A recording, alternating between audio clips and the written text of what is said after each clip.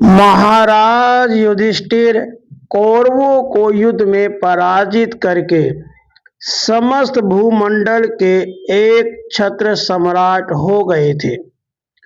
उन्होंने लगातार 3 अश्वमेध यज्ञ किए। उन्होंने इतना दान किया कि उनकी दानशीलता की ख्याति देश देशांतर में फैल गई। पांडवों के भी मन में यह भाव आ गया कि उनका दान सर्वश्रेष्ठ एवं अतुलनीय है।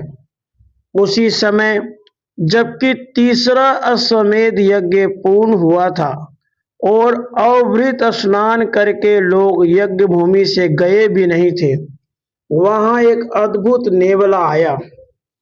उस नेवले के नेत्र नीले थे और उसके शरीर का एक ओर का आधा भाग स्वर्ण का था। यज्ञ भूमि में पहुंचकर नेवला वहां लोटपोट होने लगा। कुछ देर वहां इस प्रकार लोटपोट होने के बाद बड़े भयंकर शब्द में गर्जना करके उसने सब पशु पक्षियों को भयभीत कर दिया। फिर वह मनुष्य भाषा में बोला, पांडवों, तुम्हारा यह यज्ञ विधि पूर्वक हुआ, किंतु इसका पुण्य फल कुरुक्षेत्र के एक उच्च वृत्तधारी ब्राह्मण के एक से सत्तू के दान के समान भी नहीं हुआ। नेवले को इस प्रकार कहते सुनकर आश्चर्यचकित ब्राह्मणों ने धर्मराज युधिष्ठिर के धर्माचरण, न्यायशीलता तथा अपार दान की प्रशंसा करके पूछा, नकुल, तुम कौन हो? कहां से आए हो? इस यज्ञ की निंदा क्यों करते हो? नेवले ने कहा, मैं न आपके द्वारा कराए यज्ञ की निंदा करता हूं, न गर्व की या झूठी बात करता हूं। मैं उस ब्राह्मण की कथा आपको सुना रहा हूं। कुछ वर्ष पहले कुरुक्षेत्र में एक धर्मात्मा ब्राह्मण रहते थे। उनके परिवार में उनकी पत्नी, पुत्र और पुत्रवधू थी। वे धर्मात्मा ब्राह्मण किसानों के खेत काट लेने पर वहां गिरे हुए अन्न के दाने चुन लेते थे और उसी से अपनी तथा परिवार की आजीविका चलाते थे। एक बार घोर दुर्भिक्ष पड़ा। ब्राह्मण के पास संचित अन्न तो था ही और खेतों में तो बोया हुआ अन्न उत्पन्न ही नहीं हुआ था। ब्राह्मण को परिवार के साथ प्रतिदिन उपवास करना पड़ता था। कई दिनों के उपवास के बाद बड़े परिश्रम से बाजार में गिरे दानों को चुनकर उन्होंने एक सेर जौ एकत्र किया और उसका सत्तू बना लिया। नित्य कर्म करके देवताओं तथा पितरों का पूजन तर्पण समाप्त हो जाने पर ब्राह्मण ने सत्तू 4 भाग करके परिवार के सभी सदस्यों को बांट दिया और भोजन करने बैठे। उसी समय भूखे ब्राह्मण वहां आ गए। अपने यहाँ अतिथि को आया देखकर उन तपस्वी ब्राह्मण ने उनको प्रणाम किया। अपने कुल गोत्र आदि का परिचय देकर उन्हें कुटी में ले गए और आदर पूर्वक आसन पर बैठाकर उनके चरण धोए। अर्घ्य पाद्य आदि से अतिथि का सत्कार किया।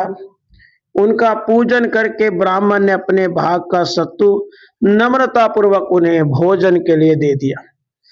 अतिथि ने वह सत्तू खा लिया, किंतु उससे वे तृप्त नहीं हुए। ब्राह्मण चिंता में पड़ा कि अब अतिथि को क्या दिया जाए। उस समय पतिव्रता ब्राह्मणी ने अपने भाग का सत्तू अतिथि को देने के लिए अपने पति को दे दिया। ब्राह्मण को पत्नी का भाग देना ठीक नहीं लग रहा था और उन्होंने उसे रोका भी, किंतु ब्राह्मणी ने पति के आतिथ्य धर्म की रक्षा को अपने प्राणों से अधिक आदरणीय माना। उसके आग्रह के कारण उसके भाग का सत्तू भी ब्राह्मण ने अतिथि को दे दिया, लेकिन उस सत्तू को खाकर भी अतिथि का पेट भरा नहीं। कर्म पूर्वक ब्राह्मण के पुत्र और उनकी पुत्रवधू ने भी अपने भाग का सत्तू आग्रह करके अतिथि को देने के लिए ब्राह्मण को दे दिया। ब्राह्मण ने उन दोनों के भाग भी अतिथि को अर्पित कर दिए। उन धर्मात्मा ब्राह्मण का यह त्याग देखकर अतिथि बहुत प्रसन्न हुए। वे ब्राह्मण की उदारता, दानशीलता तथा आतिथ्य की प्रशंसा करते हुए बोले, ब्राह्मण आप धन्य हैं। मैं धर्म हूँ आपकी परीक्षा लेने आया था। आपकी दानशीलता से मैं और सभी देवता आप पर प्रसन्न हैं। आप अपने परिवार के साथ स्वर्ग को शोभित करें। नेवले ने कहा, धर्म के इस प्रकार कहने पर स्वर्ग से आई विमान पर बैठकर ब्राह्मण अपनी पत्नी, पुत्र और पुत्र वधू के साथ स्वर्ग पधारे। उनके स्वर्ग चले जाने पर मैं बिल से निकलकर जहां ब्राह्मण ने सत्तू खाकर हाथ धोए थे उस कीचड़ में लौटने लगा। अतिथि को ब्राह्मण ने जो सत्तू दिया था उसके 2-4 कण अतिथि के भोजन करते समय वायु से उड़कर वहां पड़े थे। उनके शरीर में लगने से मेरा आधा शरीर सोने का हो गया। उसी समय से शेष आधा शरीर भी सोने का बनाने के लिए मैं तपोवनों और यज्ञ स्थलों में घूमा करता हूँ, किंतु कहीं भी मेरा अभीष्ट पूरा नहीं हुआ। आपके यहाँ यज्ञ भूमि में मैं आया, किंतु कोई परिणाम नहीं हुआ। युधिष्ठिर के यज्ञ में असंख्य ब्राह्मणों ने भोजन किया, वनस्थ उस ब्राह्मण ने केवल एक ही ब्राह्मण को तृप्त किया और उसमें त्याग था। चारों ने भूखे पेट रहकर उसे भोजन दिया था।